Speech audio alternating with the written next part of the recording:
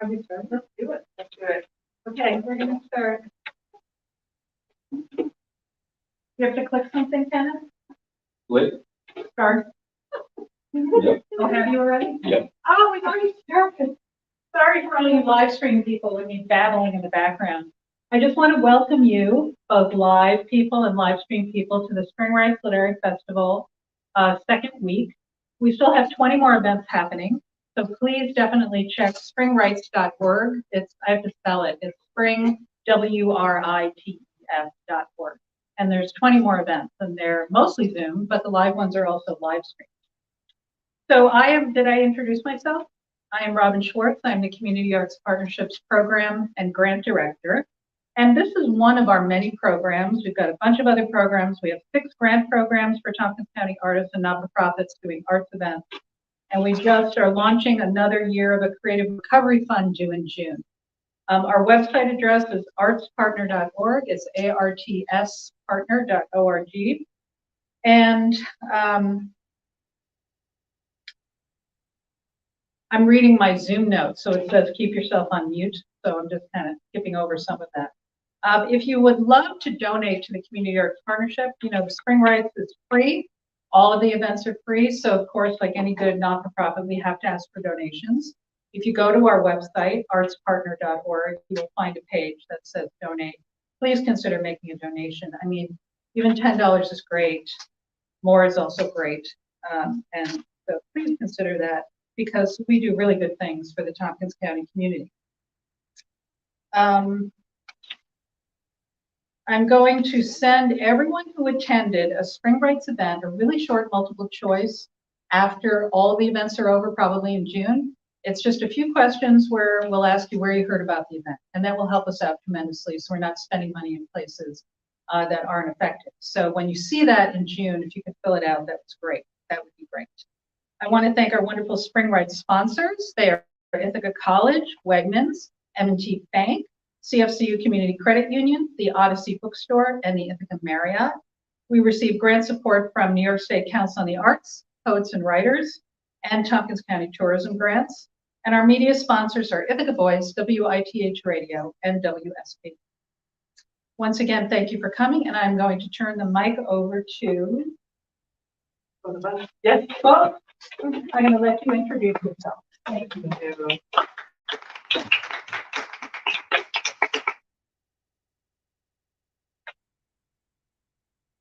Good evening, everybody. Welcome to Intersections and Explosion.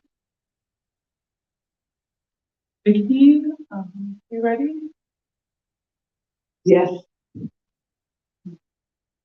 Phenomenal Woman by Maya Angelou. Pretty women wonder where I'm not cute. I'm built to suit fashion model size. But when I start to tell them, they think I'm telling lies. I say to the reach of my arms, the span of my hips, stride of my step, the curl of my lips. I'm a woman. Phenomenal woman. That's me. I walk into a room just as cool as I please. And to the man, the fellas stand or fall down on their knees. They swarm around me, a hive of honeybees. I say, it's the fire in my eye, the flash of my teeth, the swing in my waist, the joy in my feet. You see, because I'm a woman, phenomenal woman, that's me. Men themselves have wondered what they see in me. They try so much, but they can't touch my inner mystery. When I try to show them, they say they still can't see. I say it's in the arc of my back, the sun of my smile, the ride of my breasts, the grace of my style. I am a woman, phenomenal woman. That's me. Now you understand. just while my head's not bowed. I don't shout or jump about or When you see me passing, it ought to make you proud. I say, it's in the click of my heels. The bend of my hair, the palm of my hand, the need for my care. because I'm a woman phenomenally. Phenomenal woman. That's me. That's me. That's me.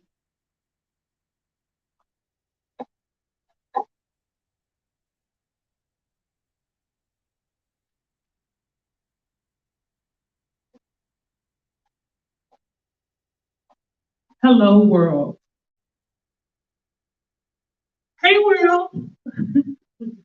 Hey, world. Hey. World. World. Hey. Can you hear me? Hey, world. Hey. World. Can you hear me? Hey, hey there, world. Right now. How you doing? Hey. No answer.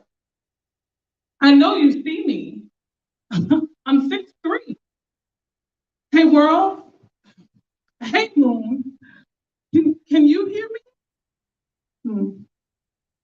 Hey, hey, sunset. With your pretty, bright, bold colors. With all that space, I know you can see me. No reply. Hey, world. I'm listening to you. But can you hear me? Me, I mean, can you feel the vibration? Are you aware of my frequency? World, damn it, I'm calling you. Let me just hang up and dial another number. Fuck you.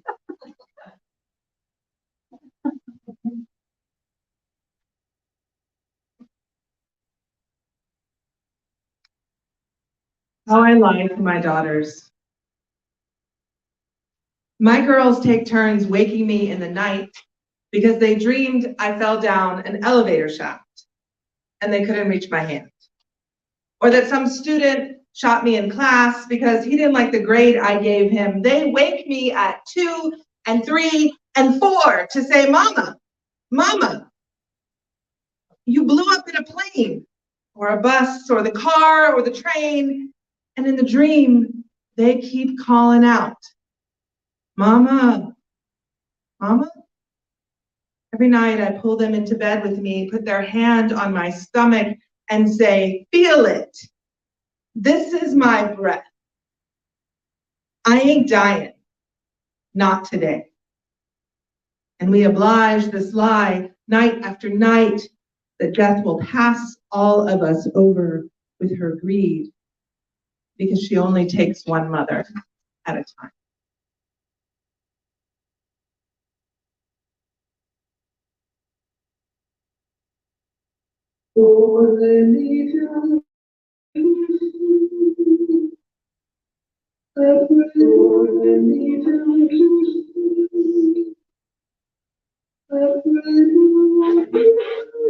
Prayer.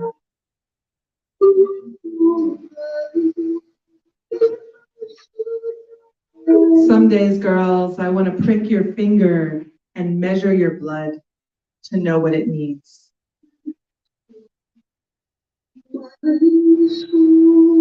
In case the virus touches you, to see if your blood is missing something.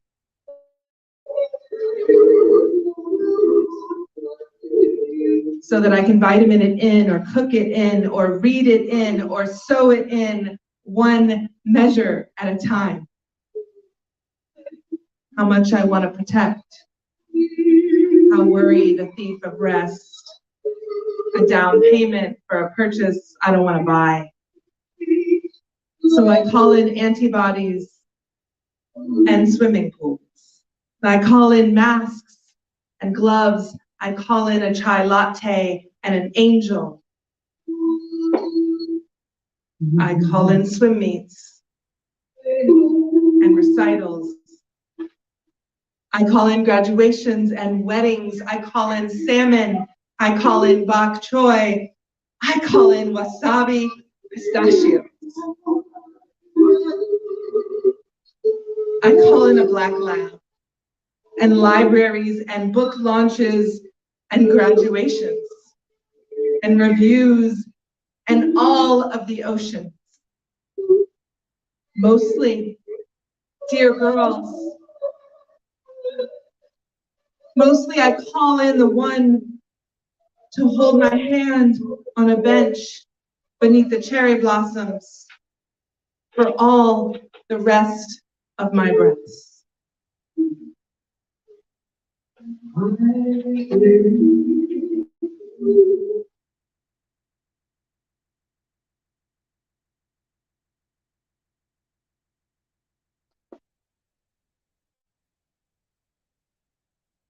Hard to tell a Black woman's story.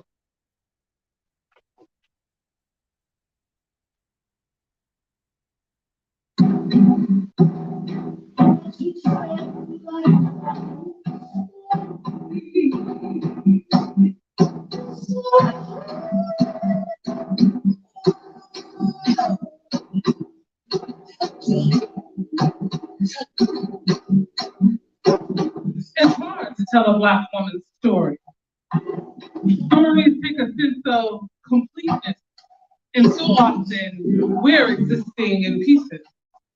Telling a Black woman's story requires us to put the pieces back together again and hope the world will see the beauty in it. You see, it's hard to tell a Black woman's story. Sharing ourselves, using our voices, our views, our expressions, when the world refuses to see us or pay us our dues. You see on the screen, our lives are depicted as a national hindrance. We're downtrodden, weak, hopeless, full of spite. Oftentimes we're those female characters dying to be white. We're mean, but a sister damn sure can clean. You see, it is hard to tell a Black woman's story because storylines must always be about our pain, or better yet, Black women need help. Sister, I'm sick of that image. We gotta fight. Because it's hard to tell a Black woman's story when you try to tell it in pieces. When I try to tell my story, my words get jumbled, my confidence mumbles, meanings get mangled, my mind gets tangled because I fear folks might get hung up on the wrong thing. You see, there are many that try to tell our story. They attempt to represent us, yet mispresent us, simply just keep stressing us and guessing us, just oppressing us. Y'all, it is hard to tell a Black woman's story, even when given a chance to say, hey, this is me. I'm not broken-spirited, a basketball wife, or that little woman you see on TV. Most audiences wouldn't believe that we are educated, rarely duplicated, often underestimated, beautiful, and have high esteem. Hell, what other group of women refers to themselves as?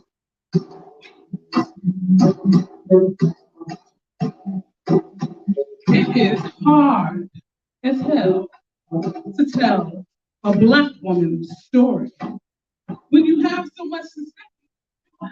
It takes a lot. Several times my heart almost stops, my tongue gets lax and starts to lose all my tact because it's painful to admit the facts that we are tired. Always feeling like we're on the verge of being fired by our job or our man. Ladies and gentlemen, have you not noticed we got sisters, young and old, living life in quicksand? We're carrying a lot of weight, causing many of us to leave Earth at a more rapid rate. Y'all don't hear me. It is hard to tell a Black woman's story. But I'm tired of listening to their stories about who we are, so I decided I'm gonna tell my own. Dr. McLean said, child, tell your story. My mother said, child, what the hell you gonna say? I had to go home and turn off the television, Facebook, Instagram, LinkedIn, Twitter, Netflix. You see, I had to deal with being alone with my heart. And I found it a little bit easier to tell a Black girl's story when you're in a place and given the space to simply take off the mask. Sharing our story is a little bit easier when you're not wearing someone else's hair or face. Telling a Black woman's story gets a little bit easier when you begin to believe in and understand, appreciate womanhood and sister friends, and more importantly, the Black race. You see, it gets a little bit easier to tell a Black woman's story when we have the time to look inside, lift our voice and seek truth through our very own eyes. Otherwise, it will always and forever be hard to tell a Black woman's story.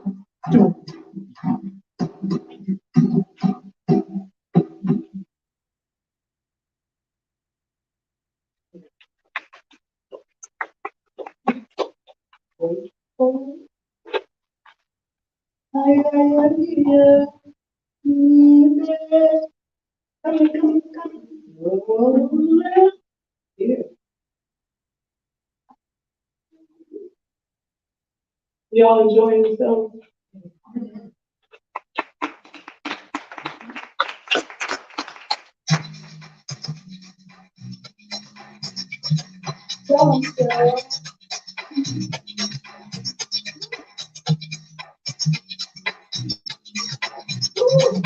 Temporary. When you reached out to see if I was alive, if the girls were healthy, I thought, did I unblock you? And what is a pandemic if it doesn't make you call after 3 years? I have not forgotten how I was late, how you were late. I have not forgotten. Nope. I have not forgotten. I have not forgotten the other women I had to share you with. I have not forgotten the hours you polished your Mercedes, but not the empty fish tanks, or the dusty piano you never played, or the 3 pairs of Italian leather shoes lying by the door, or your TV in the bathroom, just to go to the hot tub. I have not forgotten. I have not forgotten how your hands pulled on my nipples and your mouth. Ooh, your mouth took me. But I have not forgotten. I have forgotten the scrubs I starched and ironed, your white shorts, the cashmere cardigan I borrowed, the broken bed, the toys, no evidence, no trace. I have not forgotten I had to leave 3 times before I was finally gone. Because your mama's kitchen in Queens kept me, and the Kahlo exhibit in the gardens kept me. And when you held my friend's newborn and pulled me into frame, I almost saw you as husband. And I believed. Until all the others rang you. And you answered. In the car, in the restaurant, in the bar. Even you, never just you. And I was just short of casual, convenient, temporary, until I was not.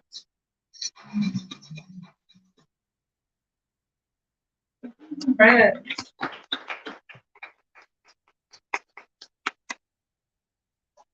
He ain't. It lies growing inside that he ain't got no legs. He can't beat me, he stand with me. He can't rock with me. He can't pray with me. He ain't got no legs. He can't hold me. He can't protect me. He can't lead me. He can't even climb on the roof. He ain't got no legs. He can't food shop. He can't drive to my rescue. He can't visit on Saturday morning. He can't take care of me. He ain't got no footing. He in a whole lot of pain, child. So why are you letting him run all over you? He ain't got no legs.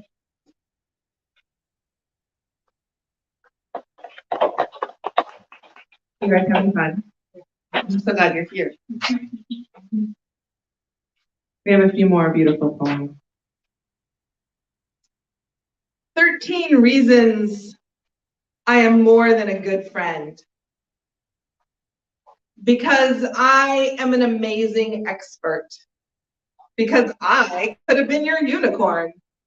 Because I have thesaurus lips and a gospel heart. Because I take dictation and give it to.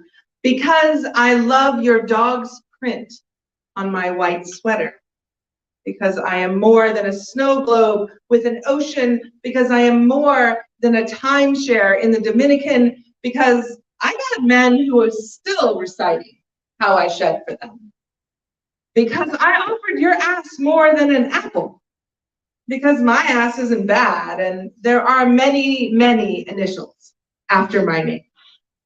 Because I call the sentence home.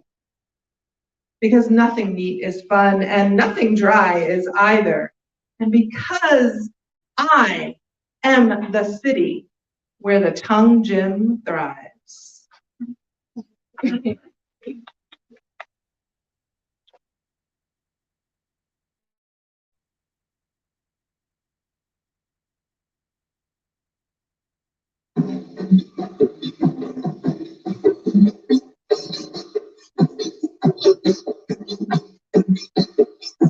Homage to Black love. They separated us. We traveled from our village in chains to the bows of slave ships. They punished us for our expressions. They erased our language. You spoke with me. You spoke to me with your eyes. They banned our music. They destroyed our perspectives of beauty.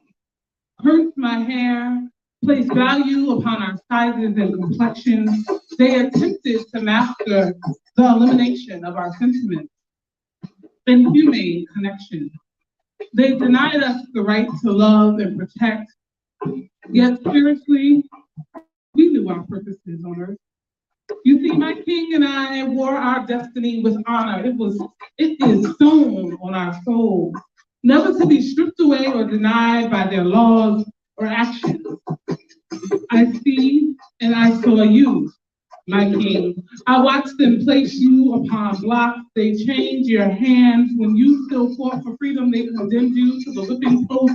They forced you to see their power upon me, yet I still saw you.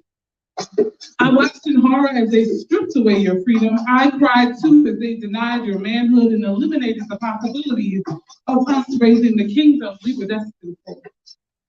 As they carved away at your physical body, tears imprinted on my face, witnessing these moments. I, a queen, nearly and partly died with you.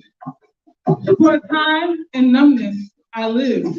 However, upon the moonlight one night, I saw your soul. You whispered in the wind, filling me with purpose, a rebirth, reminding me of my destiny as queen.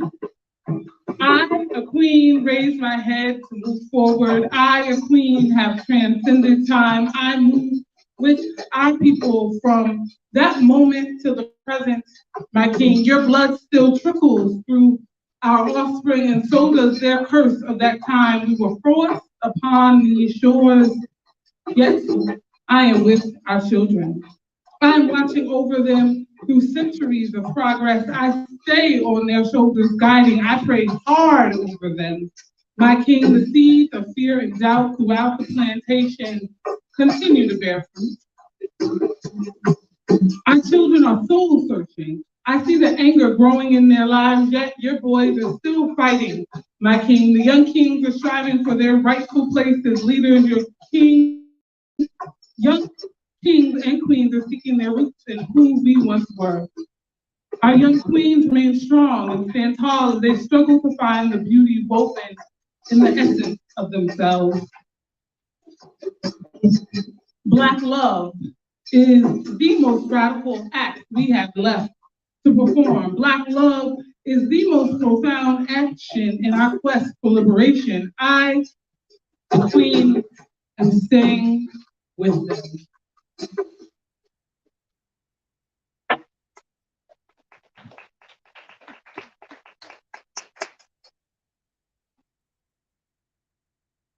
Riddle me. I'm not your burning house. You can't rush back in and get what you forgot. I'm not the car wreck or the lost rear view mirror. I'm not a horse to be tamed. I'm not a crossword puzzle. I'm not an alphabet for you to learn. I'm not a mat for you to practice on. I'm not a fence for you to sit on.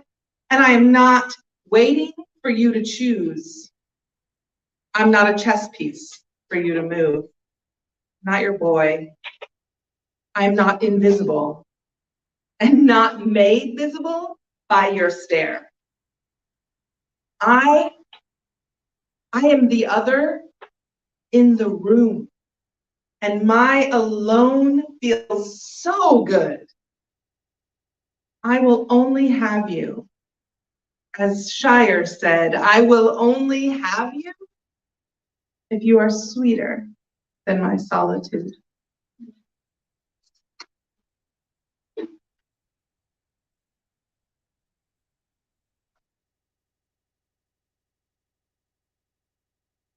Black.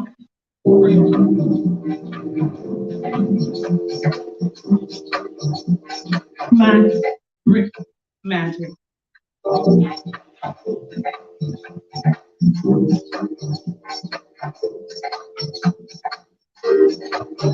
In the brick, every street, every corner, every home, opportunity to tell another story, to write another rhyme, to celebrate another victory.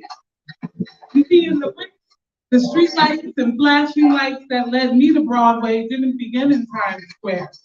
These lights are found on the other side of the Hudson, nestled between Interstate 95, gardens to the south, mountains to the north, and farmland to the west.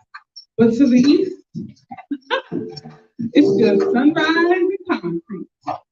That's all. Yet I wasn't discouraged, you see. I simply followed those lights. The light was all there for me to grab onto as I prayed to the moon peeking through the alleyway at night. When the bricks rebelled, you see, a foundation was laid for this Black woman once a girl. The bricks shaped and molded my unapologetic commitment to Blackness. The bricks baked hustle, pride, and Black love so deep into me, it carved out a permanent place of righteousness in my soul and spirit. Instead of holding me back, you see, the bricks helped me fly. The bricks, or Hoodaville as they call it, you see, any and everyone from here isn't to be counted out or preyed upon. We are people to underestimate or simply discontinue. We are soul. And our tales from the trails of Black tears, our quest north provides narratives shaped by the currents of the Mississippi and the Atlantic.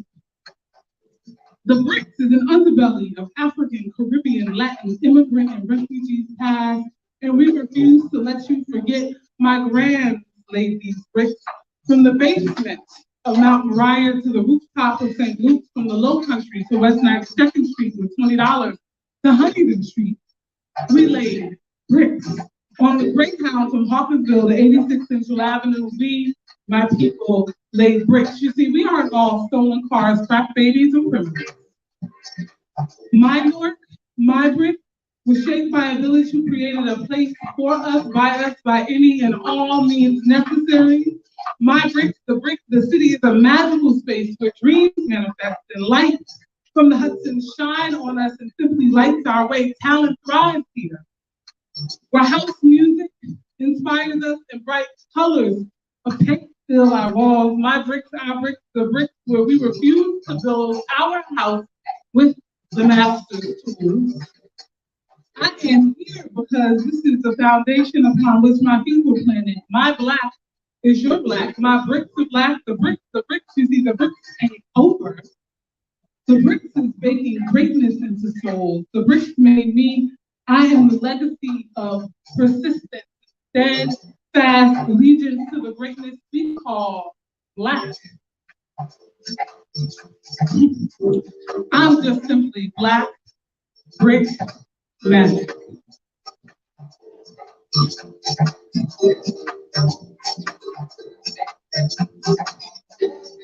Thank you.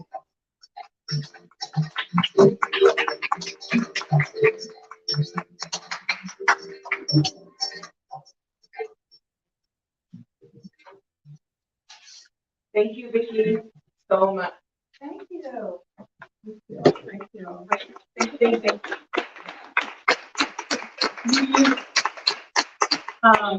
Have a couple of moments. I guess we can introduce Yes, ourselves. We can introduce ourselves now. Vickie, you want to go first? What am I doing? Oh, just saying who you are, love. Oh, hello. I'm Vickie Daniel. I am a performance artist, musical children, and vocalist, and you playwright, and do poetry, and I'm a Renaissance woman. And I'm a registered nurse. And I believe in the power of the arts to heal and to help people express their truest essence. So this has been a great opportunity with friends to come together this year. So that's who I am in this moment. Thank you, Vickie. Hi, everybody. My name is Dr. Juhanna Rogers. I am from, if you didn't guess by my poem, Black Brick Magic, I'm from Newark, New Jersey.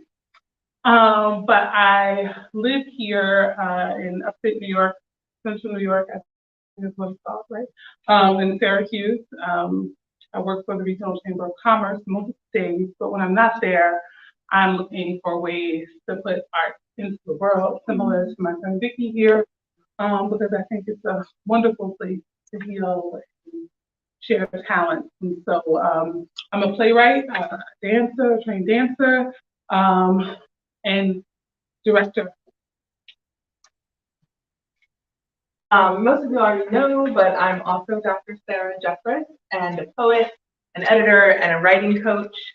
And it's been an absolute pleasure to share poems with you and to see where our poems intersect, and where we each have our own moments of explosion and where we all have an explosion together with the music. It's been a delight, and I hope that it has also moved you and warmed you and made you laugh a little bit. We all need a little bit of laughter now and then. And this has been taped. So it will be on the springrights.org website, event page right next to this event. Oh, thank you. Any questions or, yeah? Can you say a little bit about your process of putting the poem together? Absolutely. Yeah. You want to start? It's just, process is the right word. Process. I met Sarah and started sharing some of my writing with her, and she was like, "Oh my God, you're a poet," and I was like, "No, I'm not."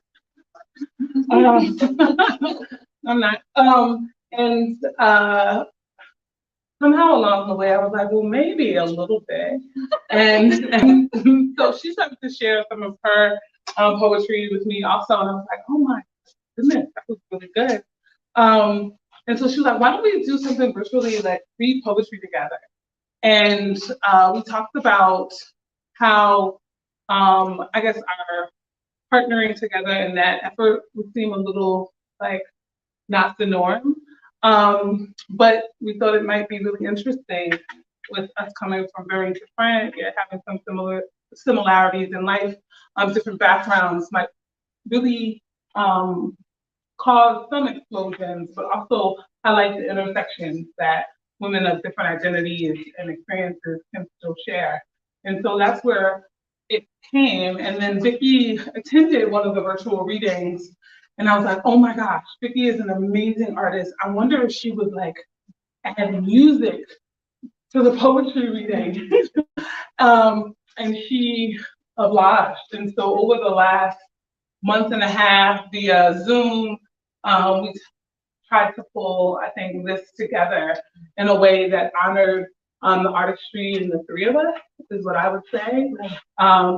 And then try to find spaces to put it out in the world. And so Vickie couldn't be here with us today, but we got her to come in virtually, do it that way until we find opportunities to bring her in and do it live and in person, which may be happening in June.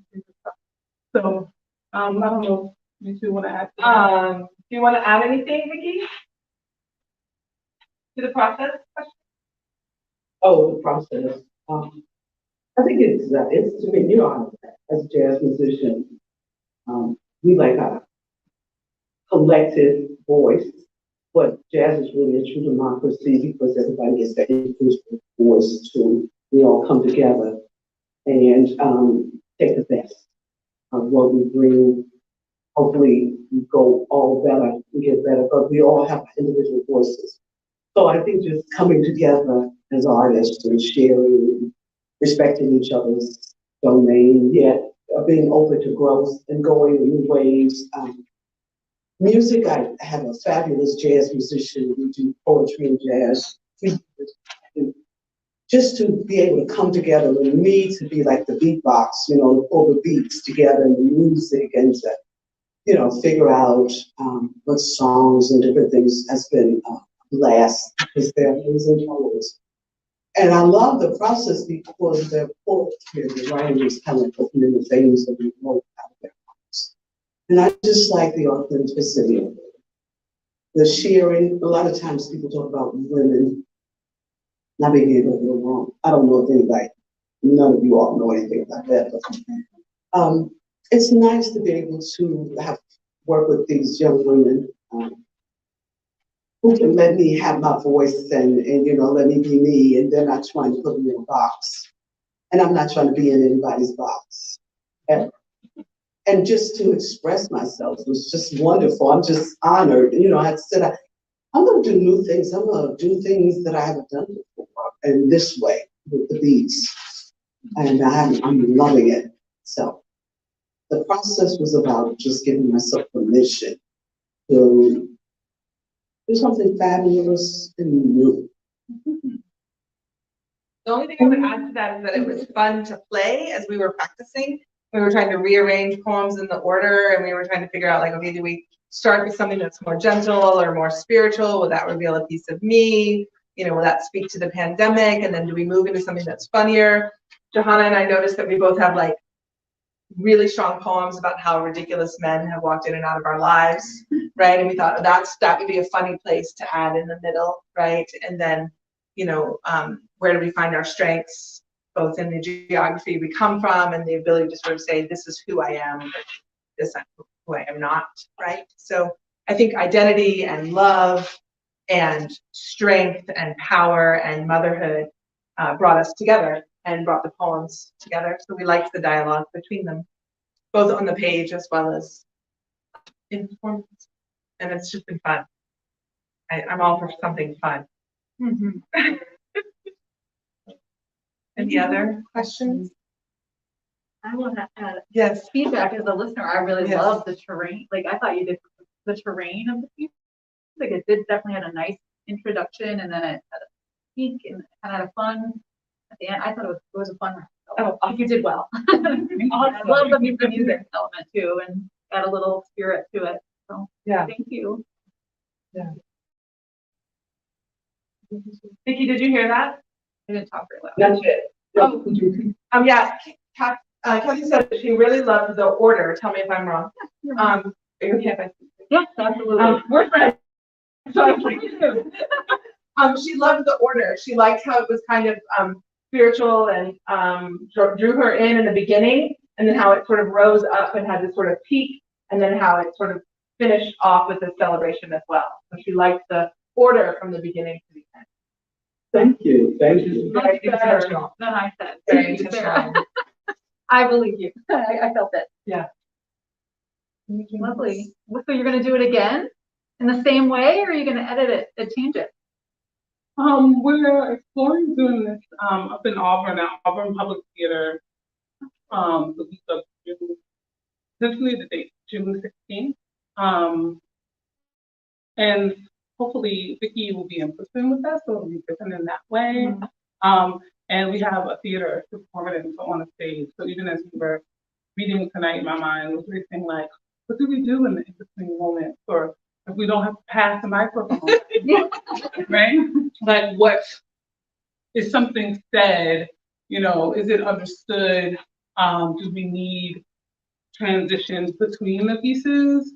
Also, doing it in this room with the artwork displayed is very different than doing it on an empty black stage, right? So how do we add color? We talked about like what we're all wearing, adding color, but I think the stage might give us the opportunity to play with different tools and setting technology in a different way to bring it live. So Will you add movement since you're both very movement people? that's what she. Probably should, yeah. I would. I think in some other pieces, with the music and Vickie's, you could, I don't know if folks noticed, there were some pieces where she was actually singing, some pieces where she actually recorded. And so, oh my gosh, to like be moving with her voice, which is so powerful and beautiful, and on a stage would be, I think, a very powerful experience. So, well, keep playing with it. Yeah. I'm really grateful that y'all were here as we're sort of beginning to put this together, right? It was in our minds and on the page and then virtually in the beginning of the pandemic, and then this is our first chance to sort of come in a live space. So as it takes form and shape, I'm so grateful. If something occurs to you all, please like let us know later. I like to see titles of poems and things like that. Yeah. Just like a program. Oh, yeah, Absolutely. yeah. A program like titles of the poem so that they show she knows where we are. Oh, who knows? The audience. So the audience. Okay. Good. Well, thank you. Thank you so much. Thank you. Thank you, Marvin, for putting it all together. Thank you, Vickie. Thank you, Vickie. Sarah, thank you, Juhanna. Thank each of you all for coming in.